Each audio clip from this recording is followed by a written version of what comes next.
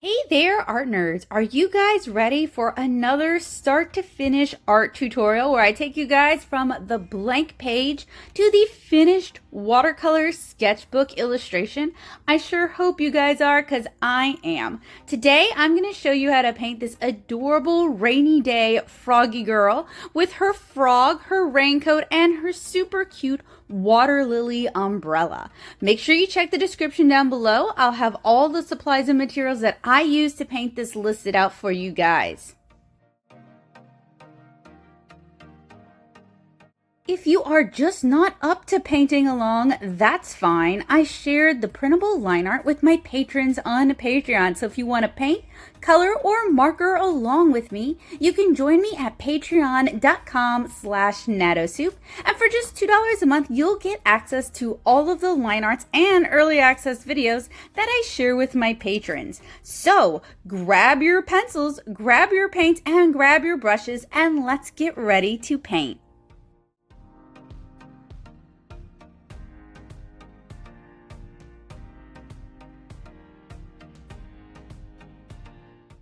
Since this is a start to finish tutorial, I am starting off with the blank page, and instead of using my smaller Canson XL watercolor sketchbook, I pulled out my larger one to give myself more room to work. I have a thumbnail doodle that I have sketched in my sketchbook, so I have a good idea of the composition as well as the concept for this illustration, and I am sketching large and loose with a Muji mechanical pencil that has Pentel red lead in it. At this stage, I know it is super hard to see everything. I am drawing very loose and the camera does struggle to pick all of it up, but I am basically just trying to block in the basic shapes. I am also referencing my really cute start to finish watercolor illustration of a frog beneath a mushroom for the frog friend in this illustration, because when I'm doing these start to finish tutorials, most of them are designed as a set.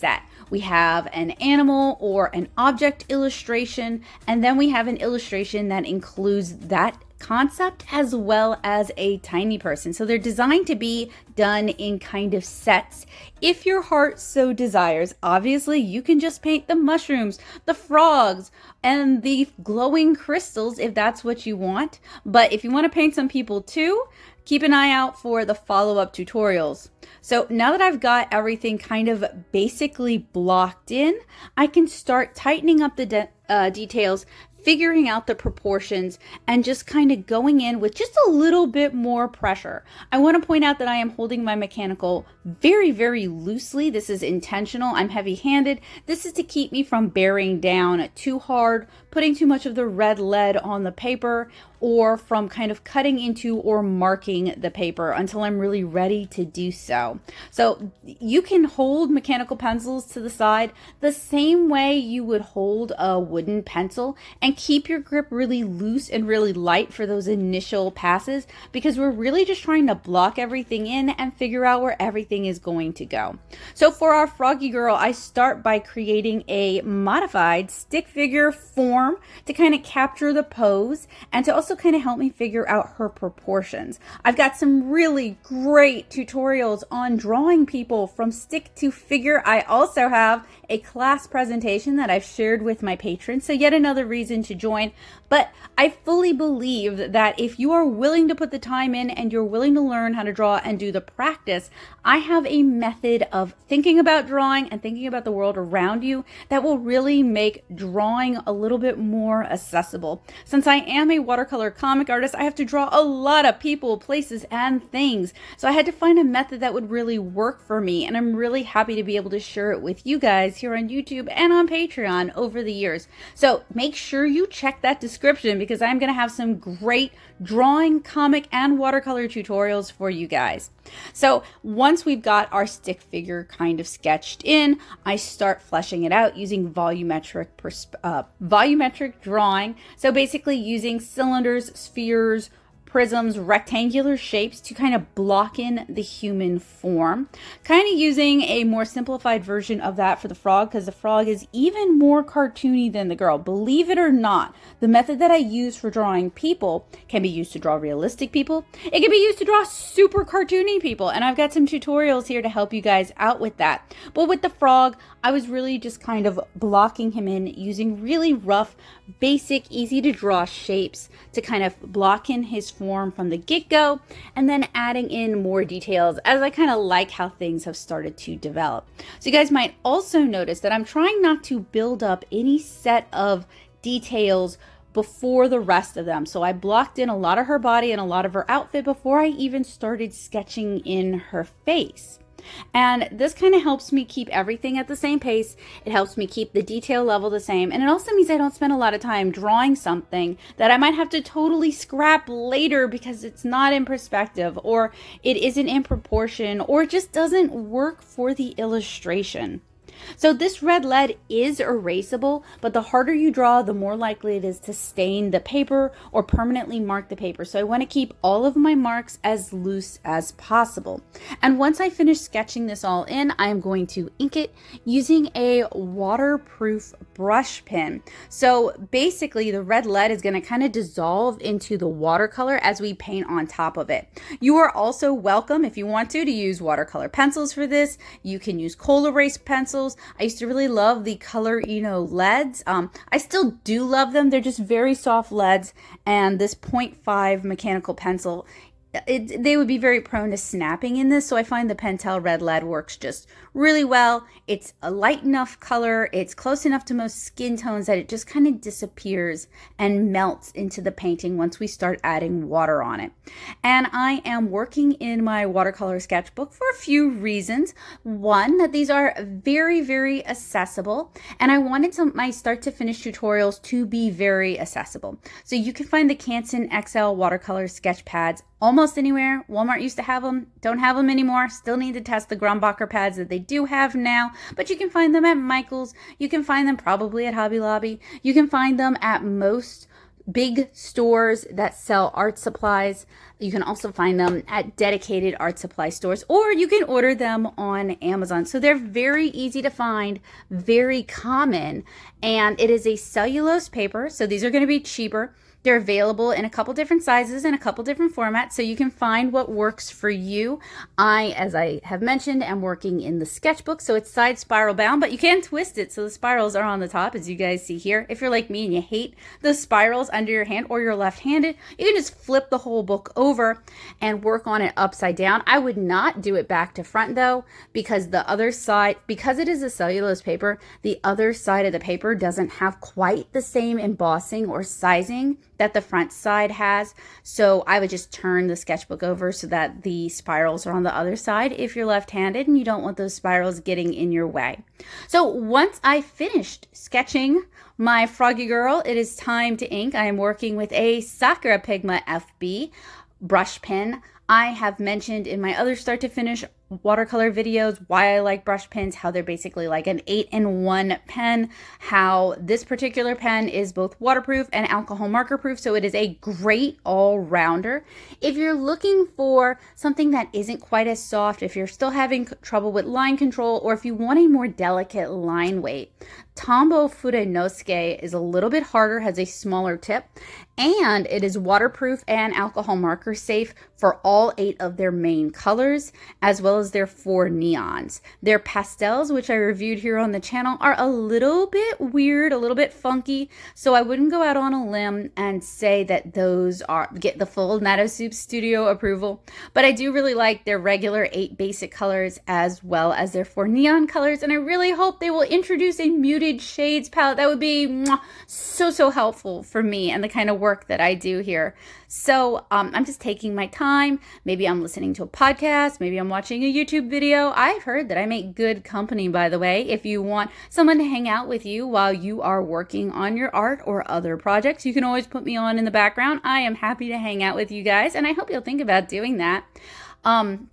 Maybe I am watching TV. I don't really know, but I try to keep Everything's really calm, really collected. I try to ink along with my breathing. I do have some inking tutorials that are a little bit more in depth. If you're interested in learning a little bit more about inking, I learned all about inking for comics and illustration while I was pursuing my MFA at SCAD, and I did my best to try to share what I learned there with you guys here. So whether you want to learn how to ink with dip pins or with traditional brushes or brush pins, hopefully I've got some tutorials to help you out and help inspire your creativity.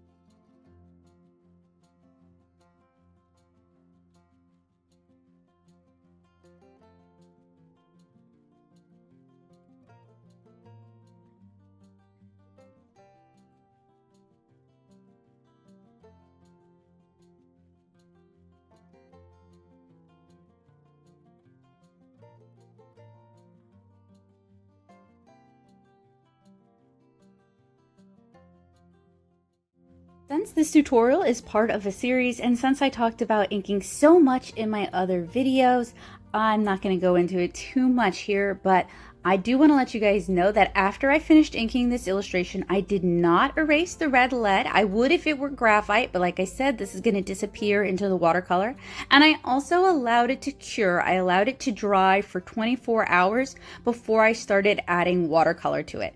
Also, when I finished inking it, I scanned it so that I could share the printable line art over on Patreon. That's an important step for me, but if you are not interested in providing coloring sheets, if that's not your jam, then that is a stage that you can skip. I also scan the line art just in case I ruin it with the watercolors or I don't like how the watercolors turn out. That always gives me a chance at a redraw or a little bit of redemption later on. So I am starting out by applying some masking fluid in kind of dewdrop or raindrop, so just round shapes. I'm also going to splatter some masking fluid. I'm using a synthetic watercolor brush that has some brush soap worked into the bristles, and I am using Winsor & Newton's removable tinted masking fluid for this so that you can see when it dries a little bit of a brighter yellow. You know your masking fluid has finished drying when it either dries clear or it dries to kind of like a translucent yellow, depending on the masking fluid that you're using. And you want to make sure that your masking fluid is totally dry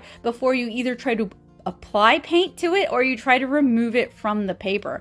I also want to point out it is a latex based product, so it can rot if exposed to too much oxygen. That's why I use a little glass vial for it. And if you have a latex allergy like I do, it can definitely cause reactions. So that's just something to be aware of. If you are painting along with me today, you can use whatever watercolors you have or you wish to use. You should be able to mix most of the colors we're going to use today using a 12 color palette. We'll just take a little more time and a little more patience and a little more swatching. I am using my huge Daily Driver palette full of convenience colors. If you're interested in learning why I have such a big watercolor palette, I have a vlog where I talk all about it that I'll link for you guys to give you guys some insight.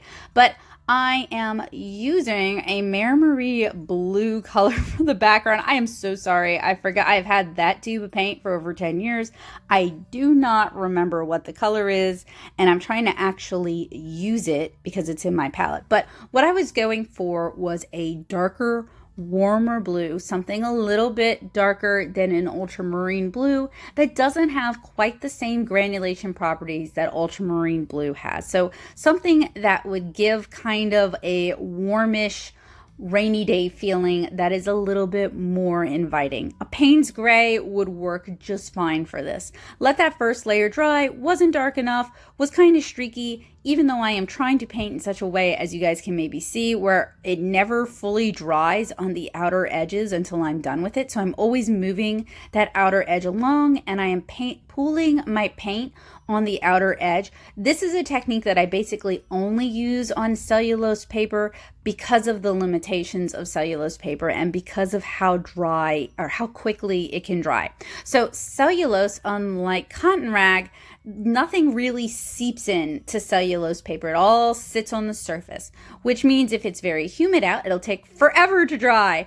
But if it is dry either in your house or environmentally, it's going to dry very quickly. So you can use a humidifier to kind of try to help with this, just as you can use a dehumidifier to try to pull some of that moisture out of the air.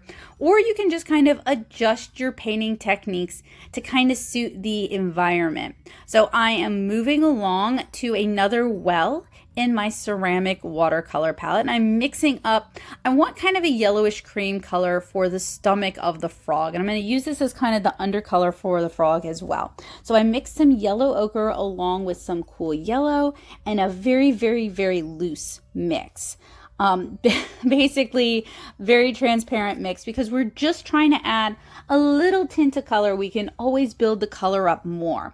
When I teach watercolor in person, one of the #1 problems I see is people want to handle it like they handle acrylics and oils.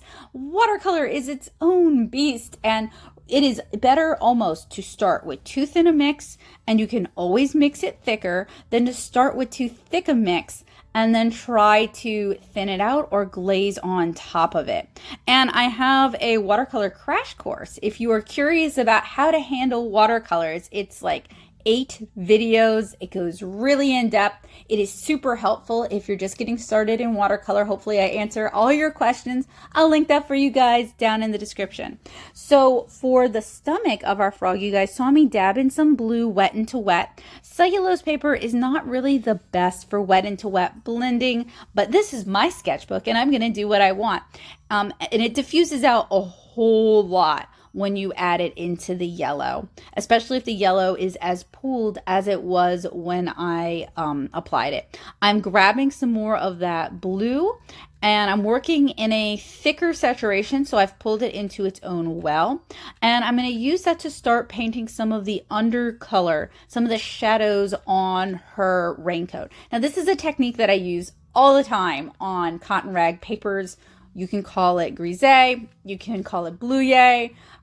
Some have used brunier, where you're using a brown for this, but basically you're doing a monochromatic underpainting in the shadow color, and this is going to kind of help tie all your colors together, and it's going to help create a more atmospheric environment in your illustration. It's going to make everything kind of pull together. This does not work so well on cellulose papers, particularly cheaper cellulose papers like our Canson XL that we're rolling with here. But I am stubborn. I'm going to do it anyway. And the best way to figure out what does and doesn't work is to take risks, make mistakes, and figure out how to solve those problems. So you guys might see a lot of stuff that I'm going to be like, I tried it and I didn't love how it turned out and I wouldn't recommend it. That doesn't mean I don't know what I'm doing. It means I really want to push the boundaries of what the materials and what I am capable of, and I want to continue to hone my watercolor problem solving skills. So these kind of problem solving skills, whether it's drawing problem solving skills, painting problem solving skills, storytelling problem solving skills, these are really important skills to hone as an artist, and it can be the difference between just following along with a tutorial and then if you make a mistake, not knowing what to do, not having any ideas how to fix it. Whereas compared to watching a tutorial to learn new techniques and learn new ideas and then apply that to your own visions, your own inspiration, and your own ideas. And here on this channel, I try to be all about helping you guys learn techniques that might be helpful to you so you can paint the stuff that you want to paint. So I have mixed up some nice hot pink for our water lily. I'm dabbing in some yellow and orange into the center, wet into wet, letting it diffuse out. If it's a little messy, if it's a little muddy, that's not really a big deal. Let that dry some. And then I mixed a more saturated pink, not quite as hot a pink, and I am starting to add it to kind of the shadows and the overlaps, and I'm just kind of letting it blend like that.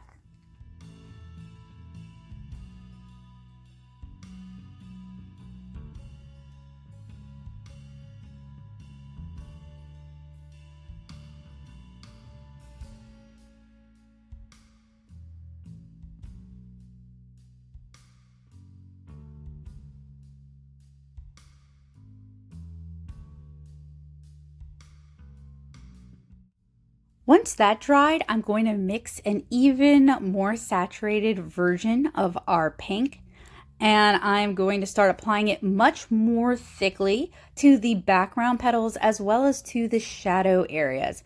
Also, you guys see these two silver weights on either side of my sketchbook. Those are Chinese watercolor weights. Y'all, these things are amazing. I use these all the time. I really love them. I really recommend them. They are great if you don't want to or can't use a clip on your paper or in your sketchbook for whatever reason. Maybe it's too thick. They don't leave a mark on the page. They literally just weight it down to keep your page from curling and buckling while you're painting. And they come in a bunch of different options, cute shapes. You could use rocks instead, but I like these long bars because they provide pressure against a longer area of the paper, and they just do a better job of holding the paper flat while the paper dries so it doesn't dry all crumpled up and all kipped up. Super good. Highly recommend.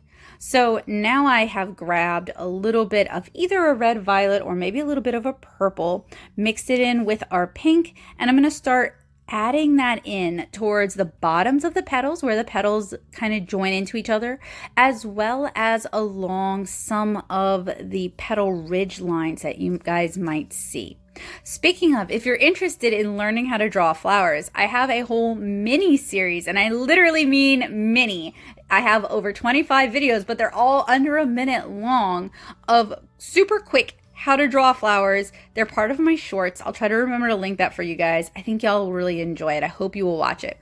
So I have mixed up some yellow ochre with a little bit of either rose dior or scarlet to create a light skin tone. So for this start to finish series in this sketchbook, I am probably not going to do a lot of darker skin tones just because this cheap paper does not really like darker skin tones. It doesn't like those earth tones very much. It really wants to make everybody look kind of chalky. And if you're already white, it's not a big deal.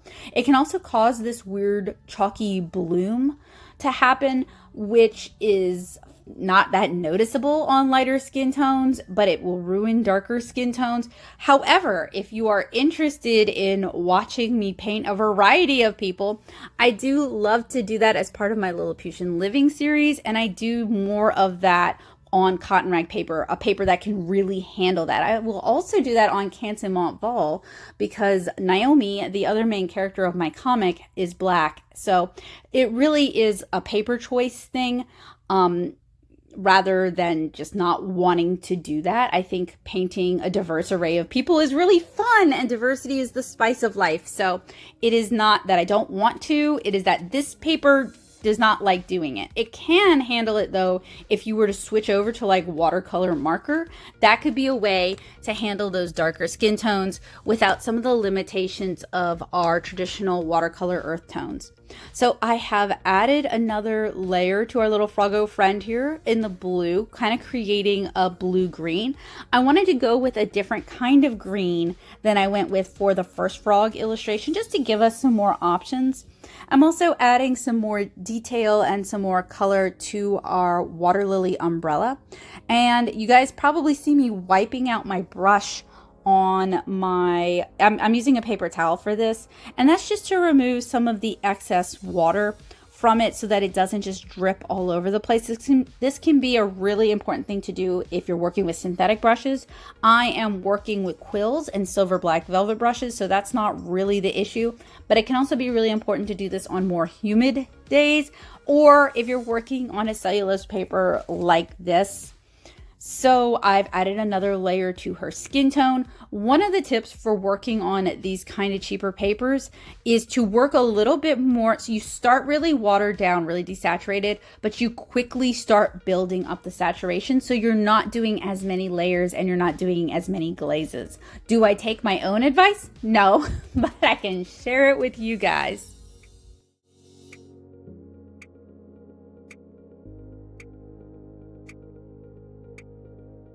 For this start to finish tutorial, I wanted to remain fairly pulled out. I know it makes it harder to see what I'm painting, but it makes it easier to see what brushes I'm using, how I'm handling the palette, how I'm handling the water. So like you can see me cleaning out my ceramic palette there with just like a piece of wet paper towel, adding in some more water and mixing some new color. Ceramic palettes make this so much easier than the plastic palettes do. It's so much easier to get all the paint actually up.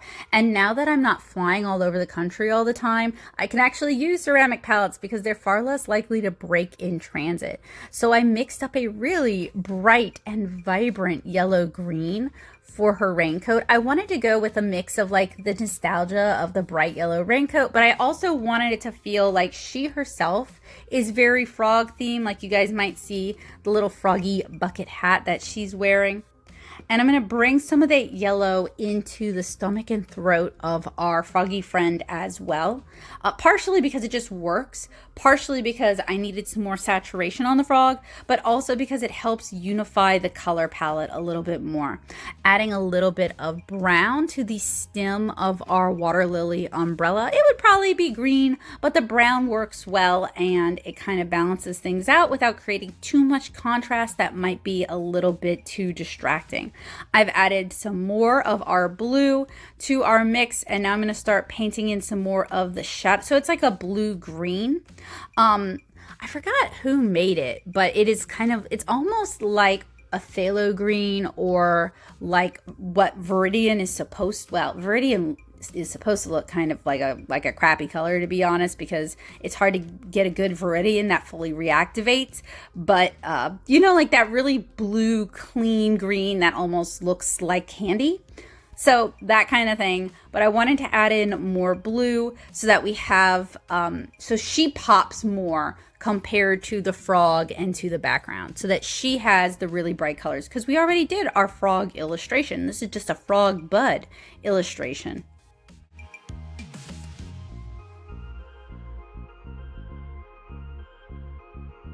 So in the last frog video, you guys probably remember hearing me talk about I built up that yellow green too quickly. It was too much of an opaque color and it became really hard to paint on top of that.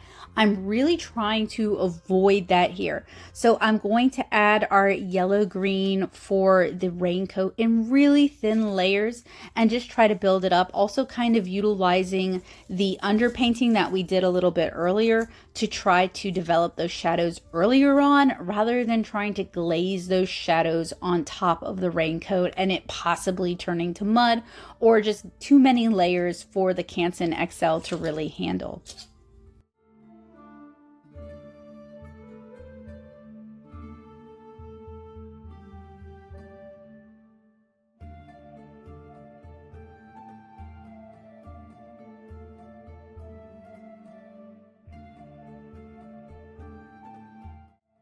Before I get too many layers deep into the main local color of the raincoat though, I am going to go back in with our blue and I'm going to glaze in some shadows. I'm also using an orange for the handle of the umbrella, kind of reminiscent of the center of a water lily.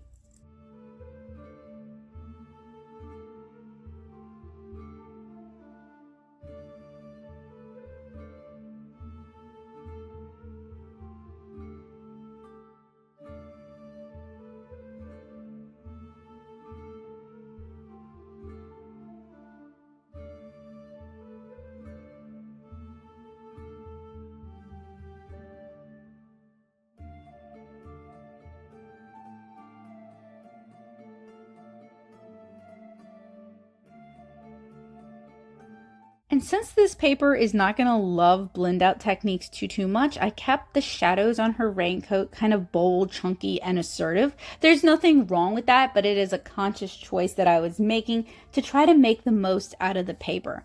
I also want to start building up the shadows on this frog. So when you're painting glossy objects, it is important to have like your really light areas, but it's also important to have your darker areas so that you get that contrast so that it actually looks more glossy. So I'm bringing in more blue, some indigo, and more of our blue green to try to facilitate that with the frog.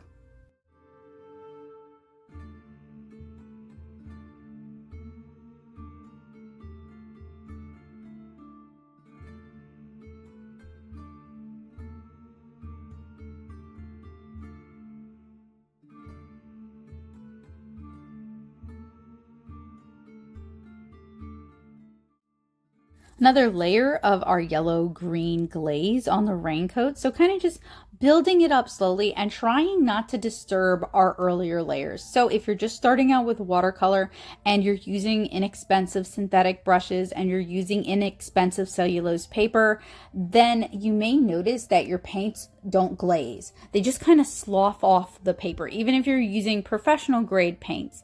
And this is because the synthetic brushes on the cellulose paper just kind of scrape up the paint because it never really sinks into the paper. So you may want to start investing in some softer brushes, especially for your larger brushes, and they can still be synthetic. You just want to go and find really soft, almost like makeup brush soft brushes. Those are going to be less likely to kind of tear up and move around your prior layers.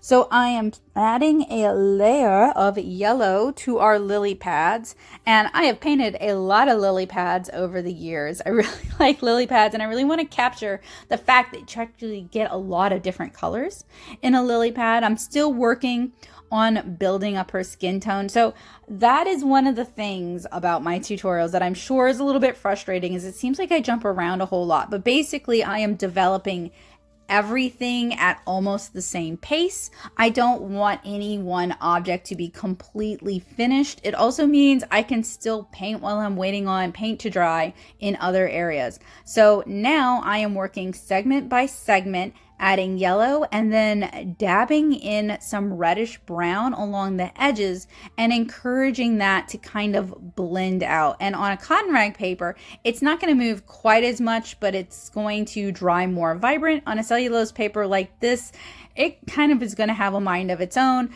and you just kind of have to accept what it's willing to do. But I work on everything kind of at the same pace, and in this instance the water lily is a bit of the exception. It's almost done because it allows me to better gauge colors, contrast, shadows. It allows me to make adjustments. It allows me to change the color of something to make it darker or maybe lighter, or add a pattern to it more on the fly than if I had gone ahead and just painted through the whole thing. And this is a really common technique for a variety of artists, where you just kind of build everything up along the same, like everything makes about the same amount of progress along the same pace.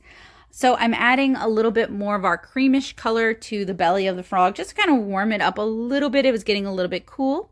And I'm adding some Payne's gray to the eyes of the frog, and I'm going to probably, knowing me, either dip in some Quin gold or dip in some brown, because I want the frog to have like golden eyes, but I want them to be kind of a darker gold. Like I said, we're not trying to recreate all the same color palette and all the same color choices that we had for the first frog illustration. We're trying to do a couple of things different, just to learn some new things, try some new things, and so that our art just doesn't always look the same. If you always handle your art in the same way every single time, that is consistency, but it kind of limits your ability to make mistakes and learn and grow from it.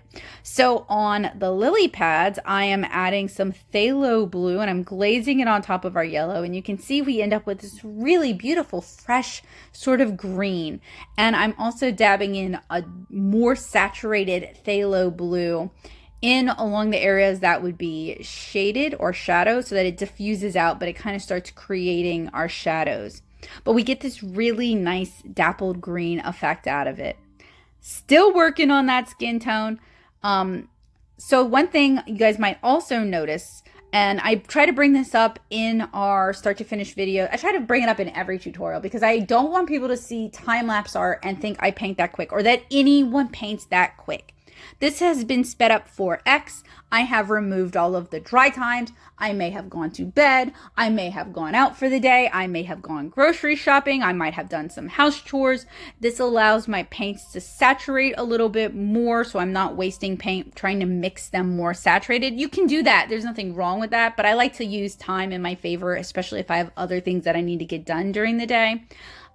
You can always add more water back. Another beautiful thing about working on a ceramic palette is that, yes, on a plastic palette, your colors will reactivate, but on a ceramic palette, they reactivate more readily. They reactivate more cleanly. They just reactivate better than if I were using a plastic palette.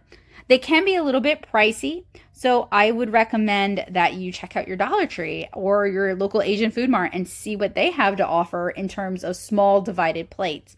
I added a little bit of rose d'or to her cheeks, her nose, her mouth, underneath her chin, her hands, just to add some blush. This is kind of an expensive color. You absolutely do not need this color. A very watered down alizarin crimson or scarlet would also work well, and that's what I used for years before I bought a tube of rose d'or. I am grabbing, this is actually Naples yellow, and it is a warmer, more opaque yellow. So you could mix like a bismuth yellow with like a little bit of a cadmium yellow if you don't mind working with cadmiums, or a gamboge yellow to get a similar sort of effect. And I'm using that for her hair as the base of her hair. I wanted her to be blonde because we've done a redhead. We had somebody with black hair. If I can't do a variety of skin tones on this paper, dang it, I am going to try to do a variety of hair colors at the very least. I know that doesn't count as diversity, but at least it's not as boring as giving everybody the same hair color all the time. I know some of y'all probably think that's all I do when you see Kara. She's the main character of my comic, so I do feel like I gotta use her as my mascot, but it is fun to be able to paint a variety of hair colors and skin tones. So I am adding some more phthalo blue to the lily pads once the lily pads dry, so that we can start building up that kind of bluish green color. Now, realistically, you might want to leave them very bright yellow green and get that pop of contrast, especially if you have that blue background, especially to contrast against the frog. It's really up to you, but I kind of like the contrast we get with the blue green against that hot pink water lily. I'm also dabbing in some more red brown around the edges using a smaller brush and working much more saturated. You guys have also see I pulled out a small ceramic plate. I got this at Walmart. You do not have to spend a lot of money on like your palettes.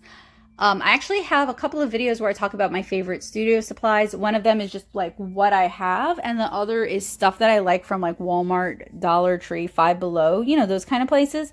I hope you guys will check it out, especially if you're just kitting out a new studio, because there's a lot of ways that you can save money that you can put towards your paints, your papers, and your brushes, rather than them going to studio supplies that you can find easy dupes for elsewhere.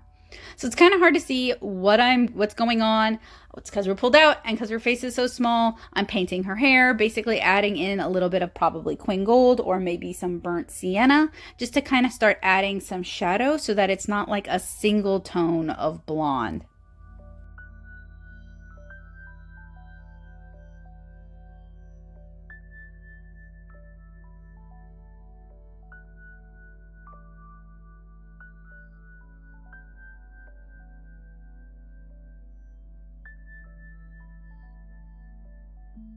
For her hat, I thought it would be fun to just go straight up in with phthalo. So you guys already see me doing that on the stripes on her stockings. And yep, just go straight into it, let that dry, and then I'm going to paint on top of it. So I'm being pretty assertive with blocking in the shadows, doing the same thing for the buttons as well.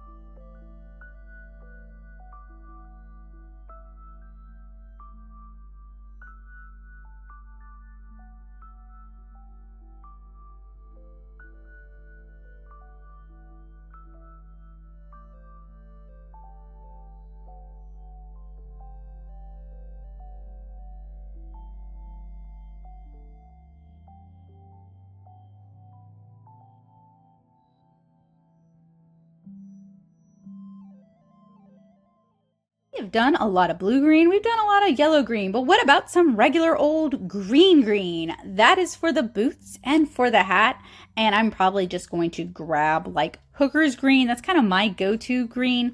I know in many 12 color mixing palettes, sap green would be like the go-to green. You can make it almost like a Hooker's green by adding some cooler blue, like a phthalo blue, to your sap green just to kind of cool it down, or by mixing your cool yellow and your cool blue. That'll give you a pretty decent sort of like what we think of as like a true green, like a Crayola green.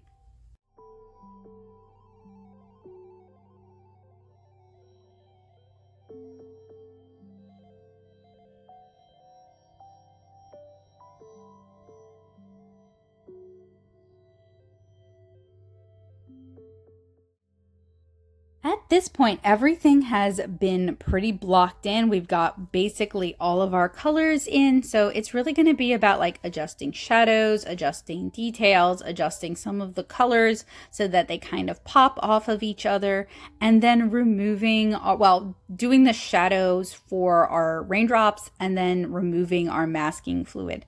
So this is kind of like your personal taste may vary. How much you want to develop this may vary.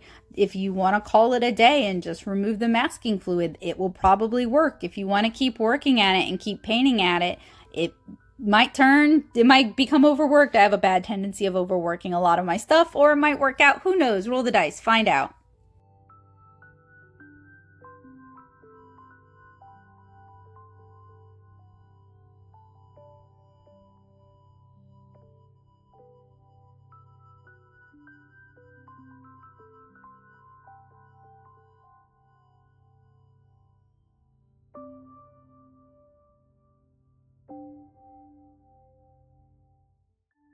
So I allowed my paint to dry, and then it will be time to remove our masking fluid. I'm going to use a masking fluid to do that. But before that, I am just adding in some shadows, a little bit of detail using dioxine purple on our water lily, mostly the petals that are furthest away from the viewer.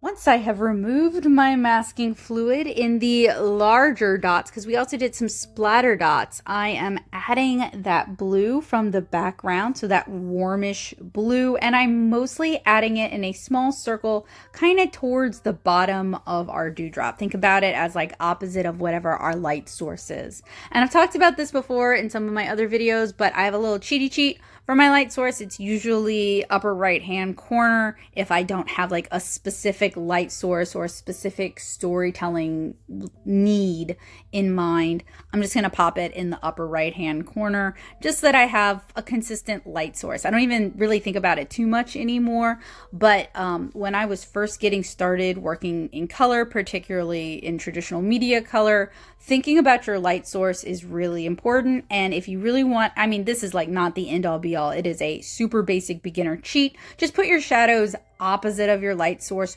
for the most part, and that'll start giving you a sense of lighting. And then obviously you should, if you get into it, if you feel like you want to develop it more, you can study lighting, you can set up like references for your lighting, you can watch other more in-depth tutorials for creating light sources and how to convey lighting. There's a lot out there.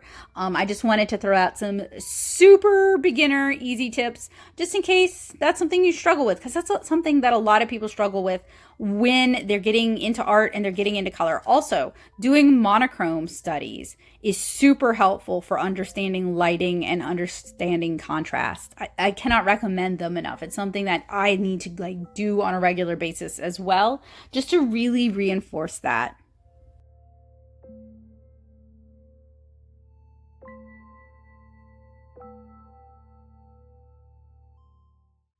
For this next part, you absolutely do not have to do this if you don't want to. You don't have to use this color if you don't want to. I went in with some Daniel Smith Undersea Green, which is this beautiful granulating color, very swampy, and being from Louisiana, you know, I got a fondness for the swamps, and I am just kind of creating the illusion of water, like they're standing on these water lilies that are floating on a body of water. It's kind of like a pond color. You don't have to do this. You can change the color if you want to, but I thought that it really kind of just added to the moment and kind of added to the whimsy of the illustration. I also love how this color granulates out into other colors, so it really feels like you've done more with it than you've necessarily done. I adjusted my Chinese watercolor weight so that they're holding down the bottom of the page a little bit more effectively because I noticed that it's starting to curl, and we're basically in the adding the fine details, adjusting things, adjusting the shadows sort of phase. It's not really the sort of thing I can walk you through it in person, but I couldn't necessarily walk you through it in a video because different people are going to have different questions. Some people are going to totally get what I'm doing and why I'm doing it. Some people are going to see the mistakes that I made and get distracted by that and not be able to see like the whole gestalt. So generally it's something that I kind of gloss over because it kind of just goes with what you want from the illustration, how you want it to turn out, whether you want to add shadows and undercolor to your dewdrops or your raindrops, or if you want to leave them plain. It really just is a matter of personal taste.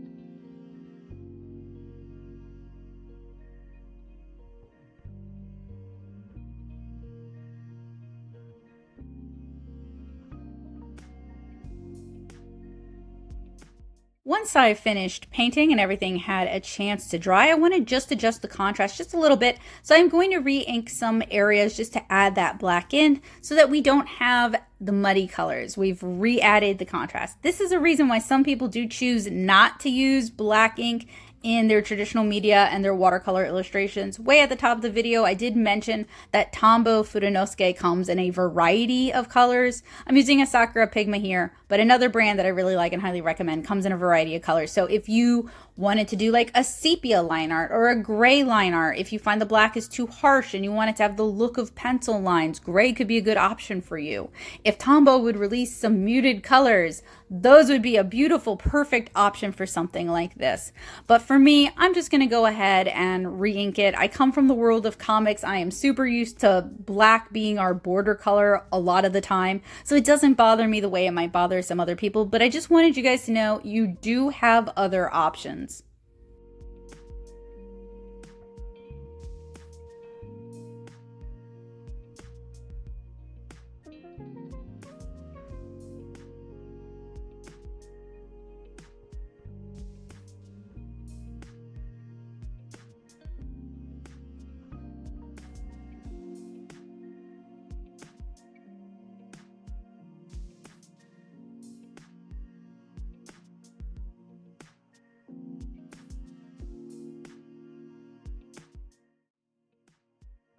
And then once I've added the black ink and I'm pretty happy with the contrast, it is time to add our white gouache, y'all. This is the best part. Not only are we almost done, but often the white gouache just makes everything come together, everything sparkle. It's just the best. Like, some people want to add glitter, you do you, but glitter doesn't show up real well in reproduction. So for me, it is the white gouache that just kind of ties everything together, and it just kind of, it just does so much. If y'all aren't playing around with white gouache to add rim lighting, highlighting, lighting effects, glints to the eyes, what have you, you are definitely missing out. So I am using a smaller synthetic brush for this, just something that, so gouache is a heavier body paint. You're going to want to paint with it heavier than you would with regular watercolor. Gouache is an opaque watercolor. So I find that for what I am doing here, that a stiffer bristled brush just does a better job. It can draw cleaner lines. I can get finer details. It just works really well for what I'm going for.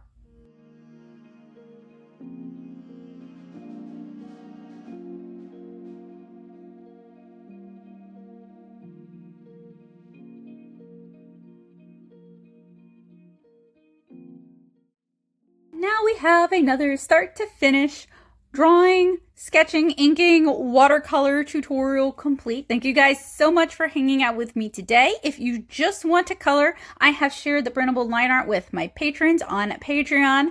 Thank you guys so much for all the support. It is because of them that I can share things like this with you guys. So their support really means a lot to me. You can join me at patreon.com/NicoSoup.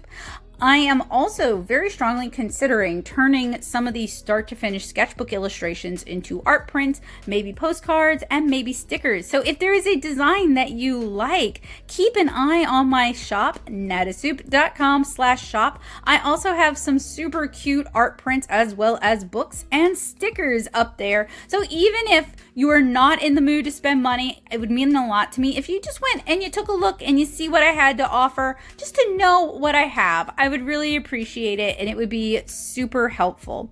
You just remember, I have all of the supplies listed out down in the description below, as well as some super helpful watercolor drawing and comic tutorials for you guys, because I really want to empower you to paint and draw the things that you can imagine. I want to make art a habit for you guys, and I think we can do that by making it more personable and personal, and giving you the skills you need to make the art that you actually like. So thank you guys for hanging out with me today. I hope you guys had fun. I had fun, and I hope to see you guys again really soon with another art supply review or tutorial. I hope you guys have a wonderful day. If you're new here and you like what I do, consider clicking that subscribe button. If you liked it, hit the thumbs up and let YouTube know you want to see more from me. And ginormous thanks to my amazing patrons on Patreon. Once again, they make the magic happen, so thank you guys.